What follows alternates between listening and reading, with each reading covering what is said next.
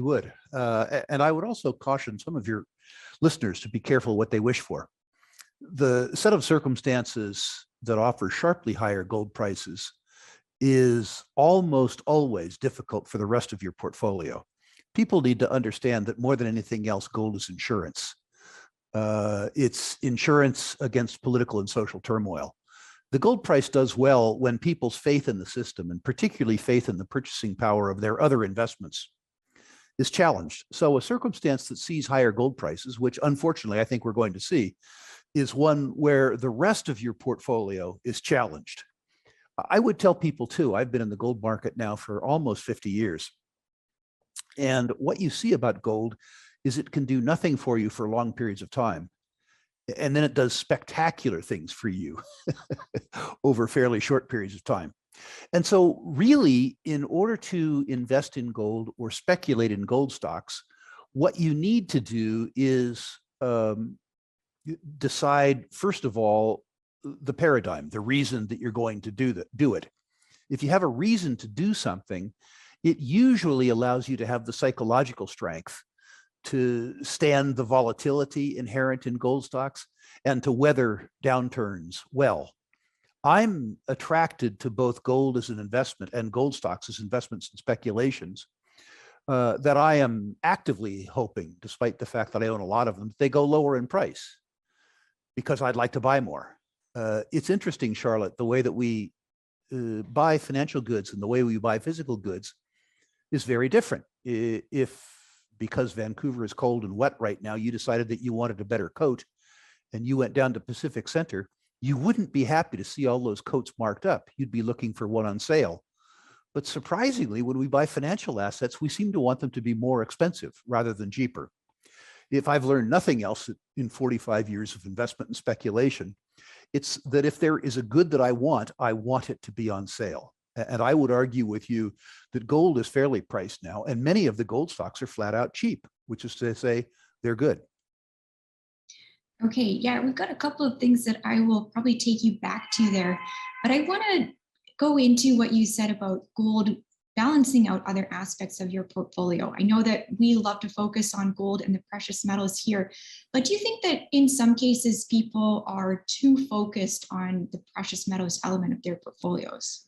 Very often, when people adopt the precious metals narrative, they go in more heavily than they can afford, either psychologically or financially.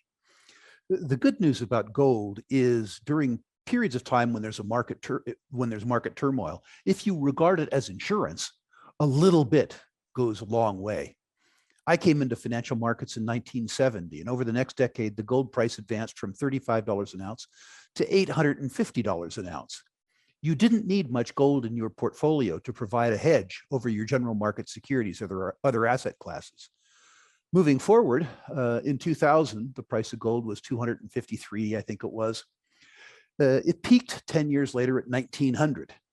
That teaches us several things. Gold bull markets are much longer affairs than people think they are, and their dimension is much greater. When the gold price finally goes, it goes a lot, not a little. But it can take a long time to reward you. And the volatility within those bull markets, as you had described it, the cyclical declines in secular bull markets can be absolutely dramatic. It's important, if you're going to be in gold, to think about what function you want it to fulfill. In other words, is it a purely insurance function, which means that you can accomplish it with the bullion. You don't need to take the risks in the equities. If you want to amplify the gain that you would enjoy in the bullion, but you're willing to do some work and take some risk, then you look at the equities. But the most important thing for a gold investor to do is to invest in himself or herself, to understand the reasons for their motivations, to develop a plan, develop the discipline, and implement that plan, to decide, first of all, whether gold is right for them, and if so, in what form and in what proportion. Yeah, of course, it's good to know why you're doing what you've decided to do. And in the past, you've given us a pretty clear idea of why you think the gold price is going to increase and what factors you think are driving it. I wondered if you could review those for us and maybe add any additional insight that you've had since the last time we spoke. Yeah, I'd be delighted. As I say, I'm thinking sadly that the gold price is going to go up, which means that we're going to have some challenges elsewhere in our portfolios and the economy. And let's review the reasons for that. Remember that early in this discussion, we said that gold can move for many reasons, but the primary reason is because people are concerned about the savings value, the purchasing power, pardon me, of their savings or other investment assets. And let's think about why those concerns might be in order today. I know that we're talking to a primarily Canadian audience, but I'm going to give you American examples because I'm American and I think in American dollars. So the first thing that causes me as a saver and investor concern about the maintenance of purchasing power in my US dollar denominated investments and savings is quantitative easing. Quantitative easing is a very, very, very fancy name for counterfeiting. 40% of all the US dollars ever in existence have come into existence in the last 2 years. The American economy has grown by 40% in the last 2 years.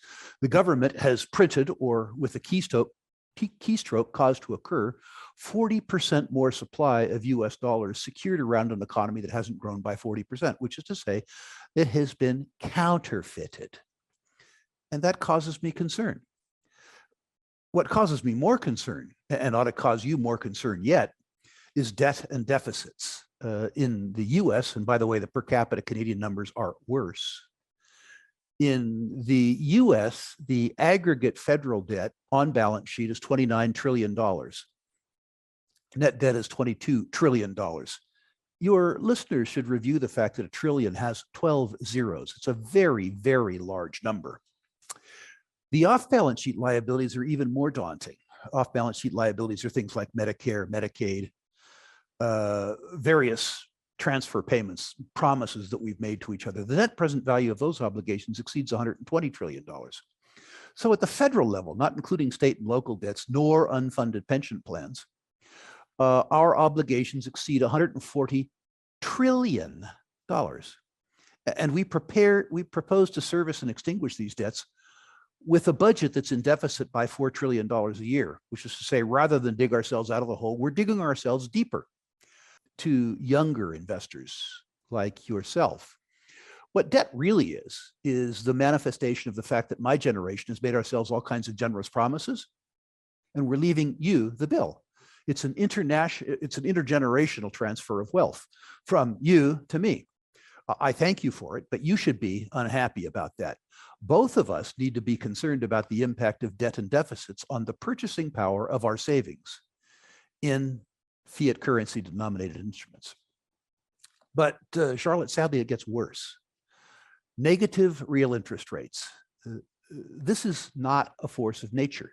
You would not willingly forego consumption today on money that you earn being a broadcaster and pay me to take it so that I can consume now and pay you back later. That's what negative real interest rates are. Let's look at the arithmetic. The US 10-year Treasury, which is the benchmark